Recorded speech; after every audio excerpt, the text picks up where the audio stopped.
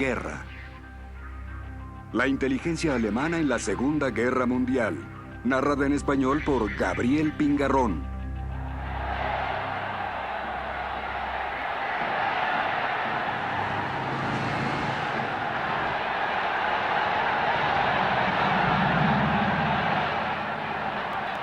Octubre de 1938. Adolfo Hitler hace su entrada triunfal a los Sudetes de Checoslovaquia, hogar de 3 millones de checos de habla alemana.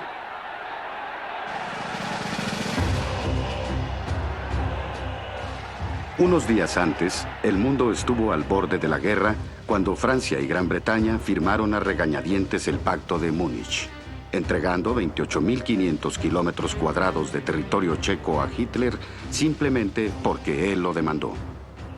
Durante años, los nazis habían aplastado toda oposición política en Alemania. Ahora silenciaban también la resistencia internacional.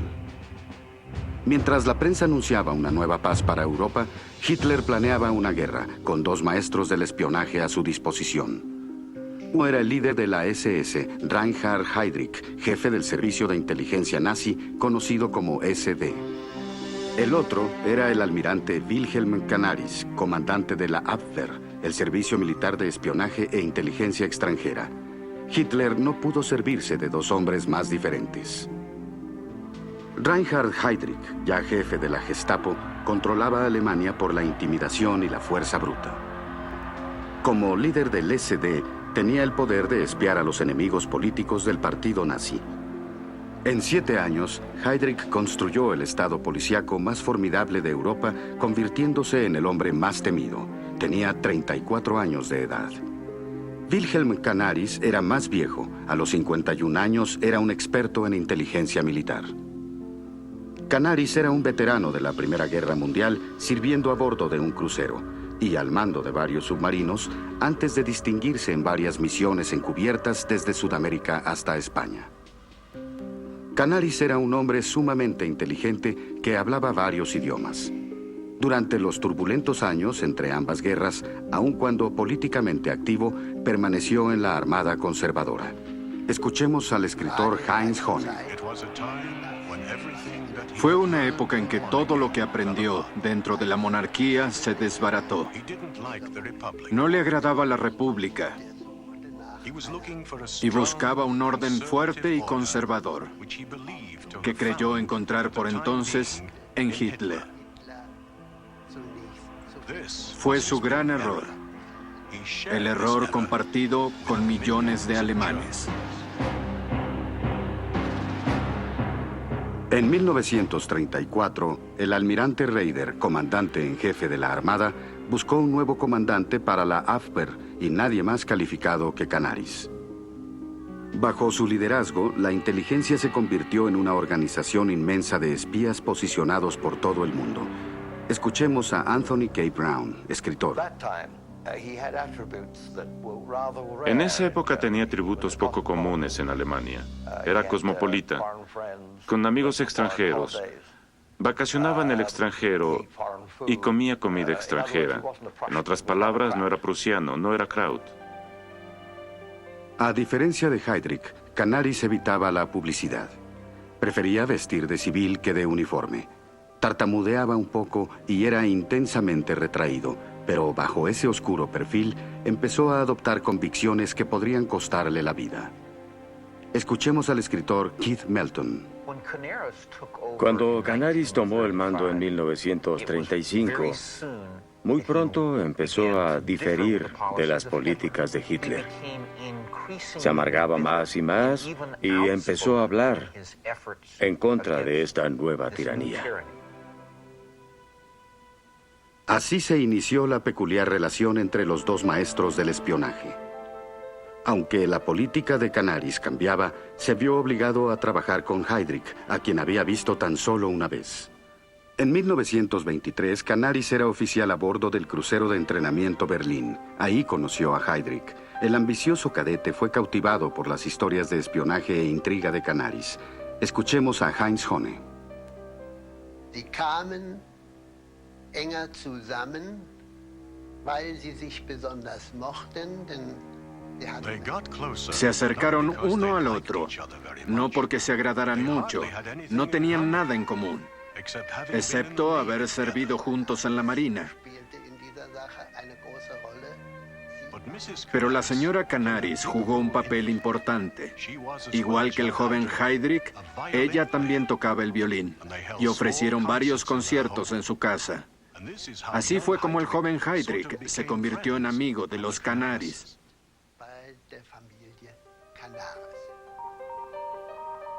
Luego de dejar el barco de Canaris, Heydrich siguió su vocación y se convirtió en oficial de señales. Su promisoria carrera se detuvo de pronto en 1931. Se le atrapó seduciendo a una mujer mientras estaba comprometido con otra. El almirante Raeder intervino personalmente, dándolo de baja de la Marina por conducta impropia de un oficial y un caballero. El mundo de Heydrich se colapsó. Tenía 27 años y estaba desempleado cuando se enroló en un servicio uniformado que lo aceptó, el SS nazi. Ahí, los hombres de características arias, cabello rubio y ojos azules, se consideraban racialmente superiores, y Heydrich se deleitó en la gloria de esta nueva faceta. En 1931 captó la atención de Heinrich Himmler, el jefe de la SS, quien le pidió que creara el SD, una organización para espiar a los miembros y a los enemigos del partido. En solo 2 años, el estilo agresivo de Heydrich lo llevó a la cima del SD y de la Gestapo. Era experto en esgrima, equitación y esquí. Escuchemos a Anthony K. Brown. Era un hombre hermoso. Hermoso en el sentido físico. Era la apoteosis del dios rubio del Reich alemán. Ahora escuchemos a Wilhelm Hottl, quien trabajó bajo las órdenes de Heydrich en el SD. Cuando lo conocí, tuve la impresión de que era un hombre excepcionalmente inteligente. Tal vez decir que era un hombre con poco carácter por su concentrado interés no sea exacto. Sin embargo, solo quería poder. Pero le preocupaba una acusación latente, su ascendencia judía, que por supuesto le molestaba terriblemente. Eso fue algo de lo que jamás pudo desprenderse. La interrogante sobre su genealogía. Con el poder de nuevas leyes que permitían detener a cualquiera para custodia protectora, Heydrich impuso el tono racista a la política del SD mientras perseguía enemigos políticos, empezando con judíos y gitanos. Escuchemos al escritor Mark Seaman. El SD, el servicio de inteligencia del partido nazi, lo constituían personas que en la década de los 30 o eran abogados o tenían buena educación. Sin embargo, eran personas que veían su membresía en el partido nazi como el camino rápido a una nueva carrera. Los destinos del partido nazi y de los militares eran cada vez más inseparables, dando lugar a una relación forzada entre sus respectivos servicios de espionaje. En la inminente guerra de conquista, Hitler no quería que sus espías de la SD y de la Gestapo se quedaran atrás. Pronto los asignaría al mismo territorio manejado por Canaris. Heydrich había vuelto al ejército, formando parte de la vida de Canaris otra vez. Como miembro del partido nazi, estaba más cerca de Hitler y por lo tanto era una amenaza para su antiguo mentor. El almirante Canaris no era el único alarmado por el control ejercido por los nazis. En agosto de 1938, el jefe del Estado Mayor del Ejército, general Ludwig Beck, renunció a su puesto, esperando persuadir a los demás oficiales del hecho de que Hitler, el excabo, los llevaba hacia la guerra. Canaris eligió otra forma de resistencia desde el ejército. En el cuartel general del Abwehr inició una doble vida rodeándose de individuos que conspiraban contra Hitler. Uno era su jefe de grupo, el teniente coronel Hans Oster. Escuchemos a Johannes Tuchel, director del Museo de Resistencia alemán. Luchó por la resistencia desde el principio, desde 1938, para ser más específicos, involucrándose en los planes de los conspiradores militares que querían derrocar a Hitler con un golpe de Estado. Cuando Hitler empezó a solicitar los sudetes checoslovacos, Hans Oster empezó a conspirar con el general Beck y otros para arrestar a Hitler y enjuiciarlo por provocar la guerra. John Waller, exagente del OSS y la CIA. La estrategia de resistencia, y cuando hablo de resistencia, Hablo del almirante Canaris y sus altos oficiales. Hablo de sus colegas en el ejército dirigidos por el general Beck. La estrategia de resistencia era enviar emisario tras emisario a Londres para suplicar a los ingleses, justo antes de la reunión en Múnich, de no entregar Checoslovaquia, porque esa era la situación en que la resistencia creía poder conseguir el apoyo del ejército para amotinarse contra Hitler y tomar el gobierno, literalmente un golpe de Estado. El triunfo de paz del Tratado de Múnich imposibilitó el golpe.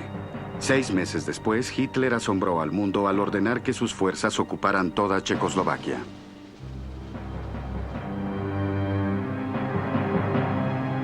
El presidente checo, Eduard Beneš, estaba exilado en Inglaterra cuando el ejército alemán ocupó su país en marzo de 1939. Tras ellos, Heydrich y su SD, armados con listas de personas que arrestar y propiedad que confiscar, iniciaron la exportación del terror del SS.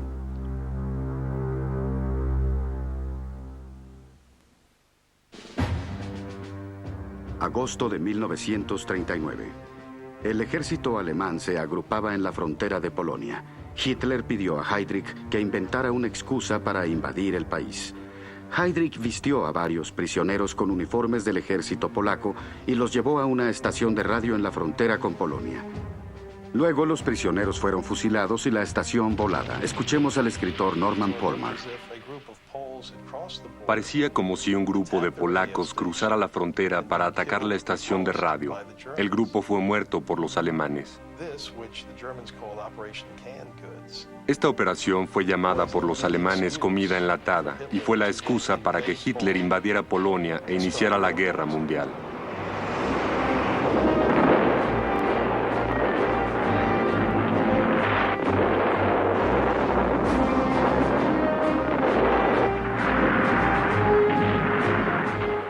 Según Hitler, el ejército alemán luchaba por el espacio vital para una gran Alemania. Exterminando a la clase alta polaca y a los intelectuales, Himmler suponía que el resto de los polacos se convertirían en una raza esclava de servidores.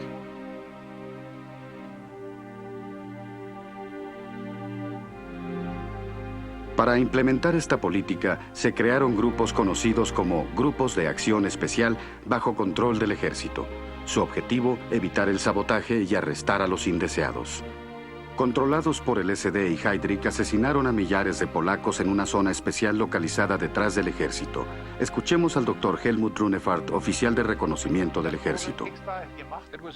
Se estableció para crear un espacio de respiro en el que los grupos de acción especial pudieran maniobrar libremente. Los soldados que luchaban en el frente, y yo fui uno de ellos, jamás supimos algo de lo que ocurrió a nuestras espaldas. En Polonia, Hitler reemplazó rápidamente al ejército con una administración nazi, y el país desapareció de los encabezados de la prensa mundial. Entonces, los grupos especiales desataron su furia sobre los judíos de Polonia. Canaris se enteró de inmediato de las atrocidades en Polonia, ya que sus agentes informaban sobre las actividades del SD. Fue al sitio para ver por sí mismo, Heinz Höhne. En ese momento, Canaris entendió que era parte de un sistema en bancarrota moral, sin ninguna ética, un sistema que no conocía límites. Canaris no era un hombre especialmente moral, pero tenía límites y no quería seguir siendo parte de este sistema. Habla John Waller.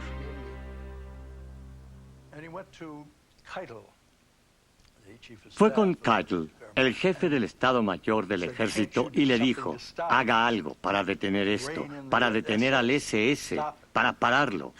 Keitel respondió que se ocupara de sus propios problemas porque no había nada que pudiera hacer, y las atrocidades continuaron. Canaris regresó a Berlín y conspiró con un abogado del Abwehr, Hans von Donangy.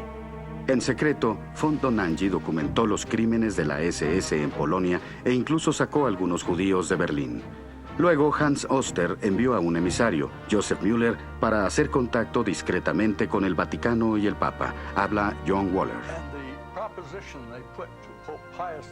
Lo que pidieron al Papa Pío XII fue que, ya que había visto lo que le pasó a Polonia, ya que había visto lo que le pasó a un país católico, ayudara a la resistencia alemana, siendo un intermediario entre la resistencia y los británicos. Al mismo tiempo que Oster intentaba contactar a los ingleses a través del Vaticano, el servicio de inteligencia británico trataba de identificar a los alemanes que pudieran derrocar a Hitler. En una oficina de control de pasaportes británicos en Holanda, el mayor Henry Stevens dirigía un grupo de espías en Alemania con su colega Sigismund Best. Para 1939, Best y Stevens estaban bajo la mirada vigilante de la Abwehr y el SD. Heydrich estaba ansioso por saber con quién trabajaban en Alemania. Sin avisar a Canaris, envió a un agente disfrazado de militar de la resistencia, un capitán Scheimel, quien prometió a Best y Stevens presentarlos con un general del ejército que conspiraba contra Hitler. El primer ministro, Chamberlain, vigilaba estas negociaciones y aprobó otra reunión entre sus agentes y el capitán Scheimel. Habla Anthony K. Brown. Se trataba de derrocar a Hitler. Si el objetivo también era matarlo, había un problema. Chamberlain siempre se negó a que se asesinara a Hitler, basándose en que los británicos no asesinaban a nadie. De pronto, el 8 de noviembre de 1939, estalló una bomba en el Burgerbrock Keller, en Múnich, minutos después que Hitler se había ido. Esa noche, George Elser, un carpintero alemán, trataba de huir por la frontera suiza cuando lo detuvieron encontrándole fotografías y dibujos del lugar bombardeado. John Waller.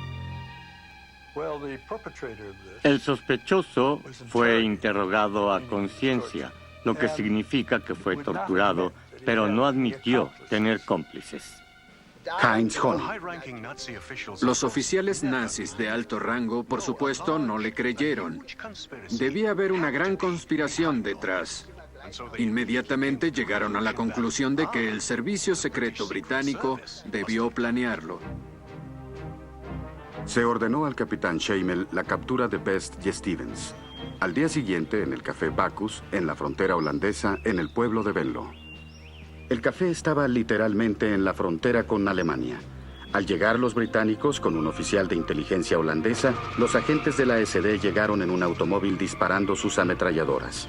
Hirieron fatalmente al oficial holandés, capturaron a Best y a Stevens y regresaron a Alemania. El capitán Scheimel era en realidad el mayor Walter Schellenberg, un agente joven y ambicioso de la SD. En Berlín supervisó el interrogatorio de Best y Stevens. El interrogador de la Gestapo, Herbert Koppler, fue entrevistado en 1969 por el escritor austriaco Günther Peiss.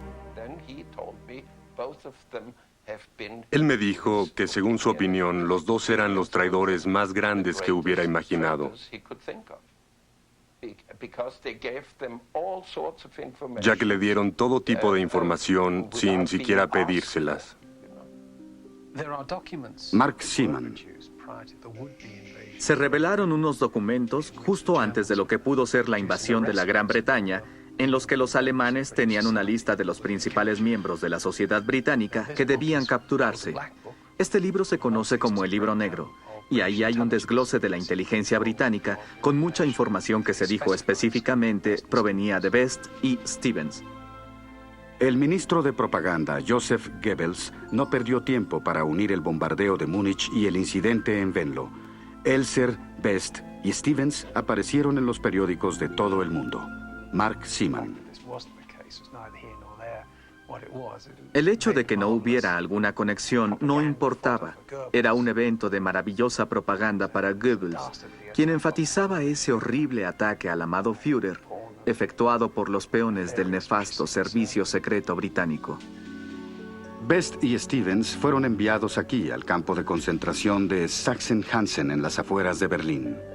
Anthony K. Brown. Ahí pasaron el resto de la guerra, 3 años en confinamiento solitario. Debieron ser ejecutados en varias ocasiones, pero jamás fueron acusados formalmente de intentar asesinar a Hitler.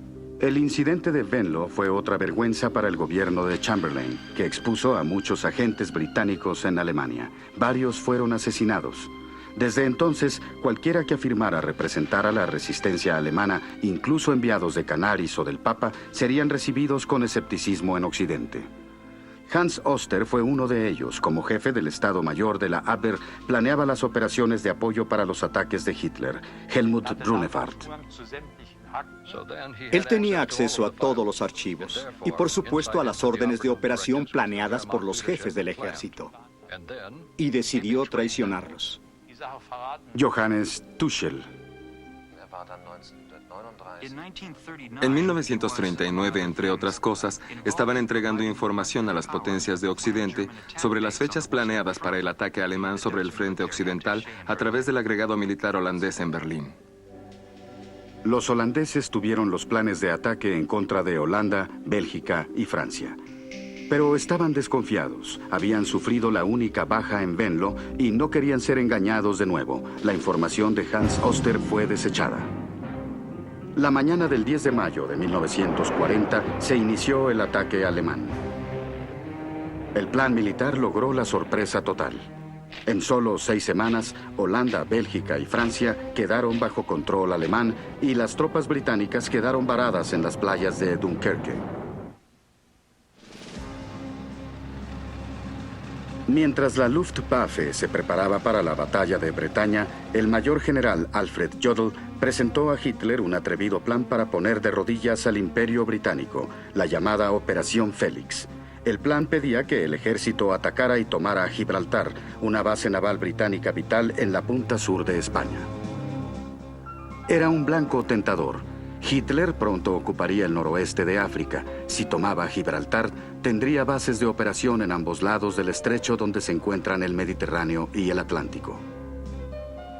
Con la marina alemana dueña de la región, Inglaterra perdería sus rutas de abastecimiento vitales del Medio Oriente.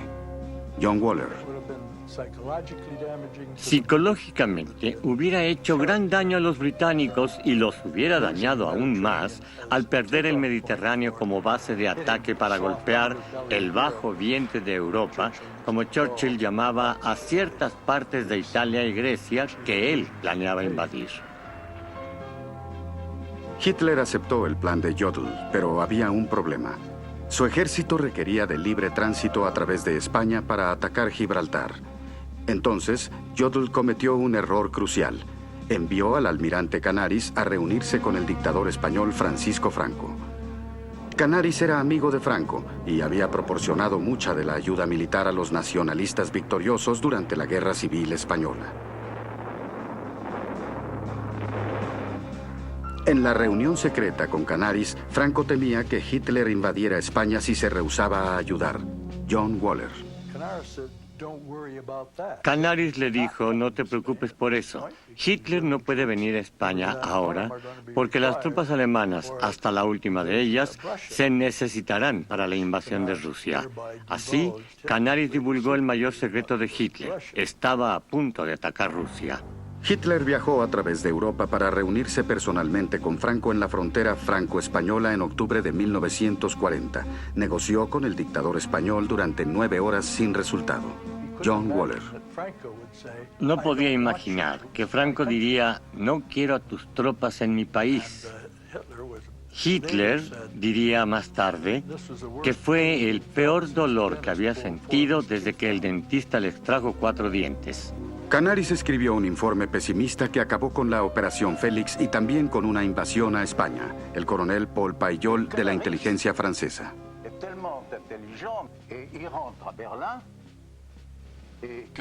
Canaris era muy listo. Volvió a Berlín y le dijo a Hitler, le aconsejo que abandone la idea sobre Gibraltar, ya que España estará en su contra. Tal vez no en una guerra, pero mire a los españoles, no tienen cómo alimentarse.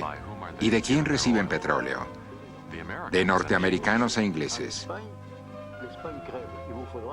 Si va a España, España morirá. Luego habrá que alimentarlos. Y no podemos alimentar ni a los países que ya ocupamos. Así que Hitler abandonó la idea.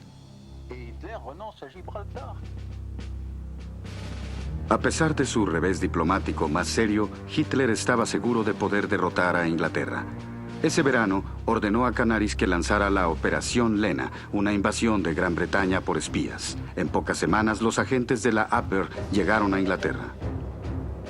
De inmediato empezaron a transmitir a Hamburgo la localización de cañones antiaéreos, tropas y aeródromos. La Abwehr estaba extasiada por el flujo de información que envió al alto mando alemán. No sabía que habían caído víctimas de uno de los grandes engaños de la guerra. Mark Seaman. La mayoría de los espías enviados a Inglaterra fueron capturados rápidamente. No había una red de resistencia o fuentes amigables que ayudaran a los agentes que llegaron. Los espías capturados eran presentados al mayor John Masterman, Anthony K. Brown. Lo que Masterman hacía era decir a estos sujetos, bien, mañana vamos a ahorcarlos, pero si deciden trabajar para nosotros, trataremos de enviar al verdugo a casa. Masterman explotó a los alemanes como un grupo secreto que llamó adecuadamente Double Cross, que significa traición. Los mensajes de radio de la Abwehr se escuchaban cuidadosamente. Las preguntas de Hamburgo a veces revelaban blancos que serían bombardeados u órdenes de la Abwehr. La respuesta de los agentes se coordinaba cuidadosamente para darles credibilidad. Thomas B. Allen, escritor. Había otro comité aún más secreto que decidía qué secretos podían entregar a los agentes para que estos enviaran material verdadero a los alemanes. La Fuerza Aérea les dio material, la Armada les dio material y el Ejército también les dio material. Con todos sus agentes ocupados, la Abwehr no pudo descubrir uno de los más grandes secretos británicos. Los rompeclaves de Bletchley Park estaban leyendo los mensajes en clave de la Abwehr. Descubrimos la clave de Abwehr. Tenía una clave manual que desciframos en diciembre de 1940. También tenían su propia enigma. No desciframos sino hasta diciembre de 1941. Leíamos una gran cantidad de comunicados de los controladores del servicio secreto en Alemania y sus agentes en el exterior. Keith Melton. Había constante retroalimentación de lo que pensaban en Alemania sobre su operación en Inglaterra. Esta constante retroalimentación les permitió continuar. Y el Double Cross, o Comité de los 20, fue un éxito espectacular.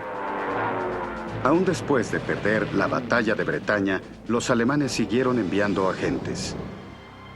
En los Estados Unidos tampoco tuvieron éxito. Pusieron demasiadas esperanzas en William Siebold, un agente novato. Keith Melton. William Siebold era un norteamericano nacido en Alemania. En 1939, mientras visitaba Alemania, fue reclutado por la Abwehr. Cuando regresó a los Estados Unidos, informó de su reclutamiento al FBI y empezaron una operación falsa. El FBI pagó a Siebold $50 a la semana y lo estableció en una oficina en la calle 42 de Nueva York. Los muros de la oficina se pintaron de blanco para ayudar a las cámaras ocultas a filmar estas imágenes. Durante 16 meses, los informantes y los agentes de la Abwehr fueron ahí con planes de guerra, diseño de armas y otra información. Siebold reunió suficiente evidencia para que el FBI arrestara a 33 espías. También envió mucha información falsa a Alemania. Wilhelm Hottl.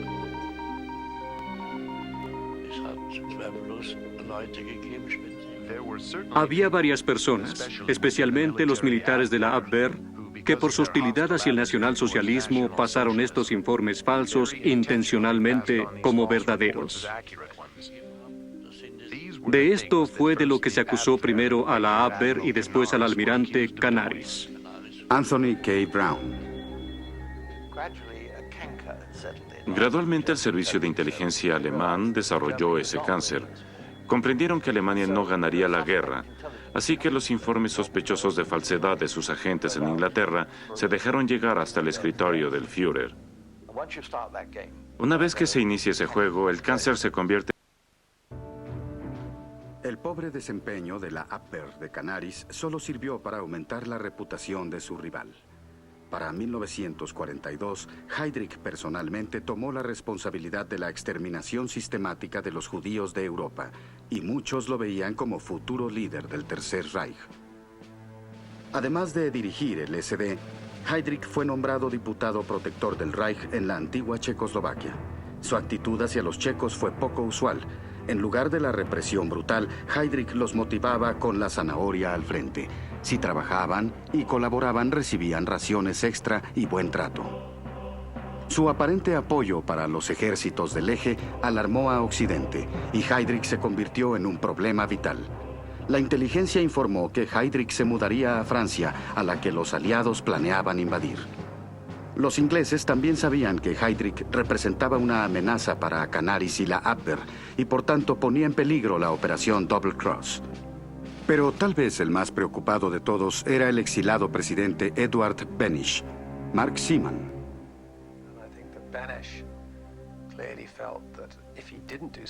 Pienso que Benish sentía que si no hacía algo y Checoslovaquia no se percibía como miembro de la comunidad aliada, habría el riesgo de que Checoslovaquia no recuperara sus fronteras al final de la guerra.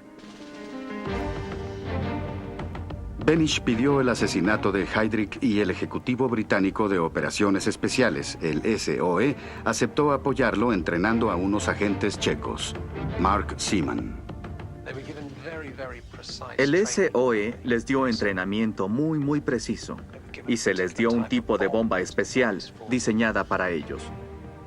Después de meses de preparativos, los agentes checos Josef Gabčík y Jan Kubich saltaron en paracaídas con un grupo de apoyo sobre Checoslovaquia, una noche de diciembre de 1941, empezando a vigilar a Heydrich, quien vivía con su familia en las afueras de Praga. Heydrich era tan confiado que iba de su palacio a su oficina todos los días, por la misma ruta, en el mismo automóvil, solo con un chofer. Había declinado el consejo de Hitler de que tuviera un guardaespaldas. Kid Melton dejaba su villa y se dirigía a su oficina por la carretera Praga-Dresden. Un lugar clave del camino era una curva muy pronunciada, en la que su Mercedes bajaba la velocidad. Una parada de tranvía cercana fue el lugar perfecto para que los asesinos esperaran.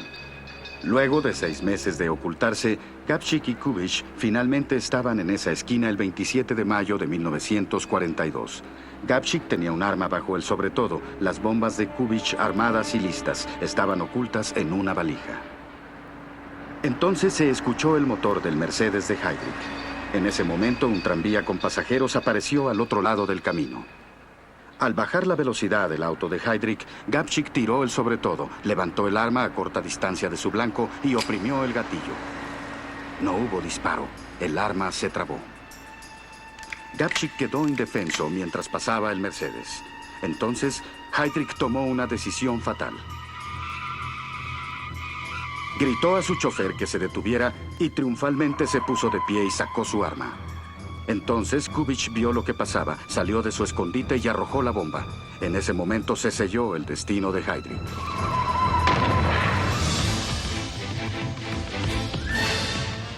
La bomba de impacto estalló en el suelo, cerca de la rueda trasera derecha.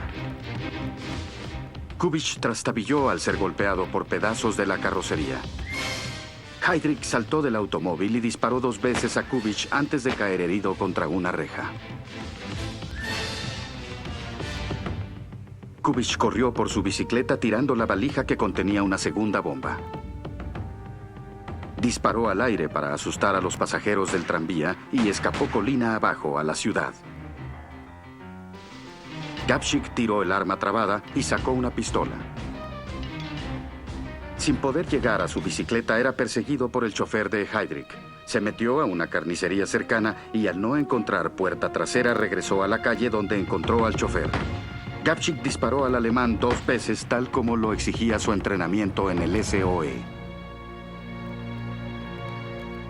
Heydrich fue llevado a este hospital donde primero pareció que sobreviviría. Sin embargo, unos días después desarrolló envenenamiento de la sangre causado por fragmentos de pelo de caballo de la tapicería del automóvil que se alojaron en su vejiga. Eso inició la infección. A pesar de que lo llevaron al hospital de inmediato y de que literalmente recibió la mejor atención médica posible, finalmente murió por esa infección. El 4 de junio de 1942, la bestia rubia exhaló su último suspiro. Se ordenó preparar una máscara fúnebre que después se reprodujo en estampillas postales nazis. Canaris supo que la muerte de su rival salvó su doble vida. Durante el elaborado funeral de Estado para Heydrich en Berlín, Canaris interpretó su parte. Hay que recordar que Heydrich tenía muy pocos amigos.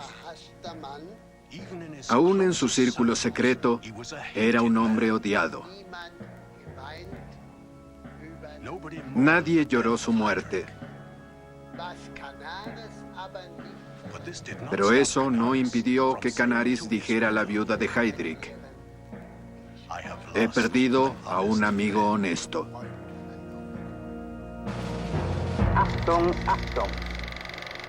La evidencia dejada por Gabčík y Kubich apareció en los noticiarios una y otra vez. La búsqueda de los asesinos se convirtió en la cacería más grande de la historia de los nazis, ofreciendo 10 millones de coronas como recompensa por su captura. Finalmente, Gabčík y Kubich fueron encontrados ocultos en una iglesia y murieron junto con su grupo de apoyo en una batalla contra los soldados alemanes. El SD y la Gestapo determinaron que la operación se había planeado en Inglaterra. La subametralladora era el arma favorita de la SOE y la bomba similar a las granadas antitanque usadas por los británicos.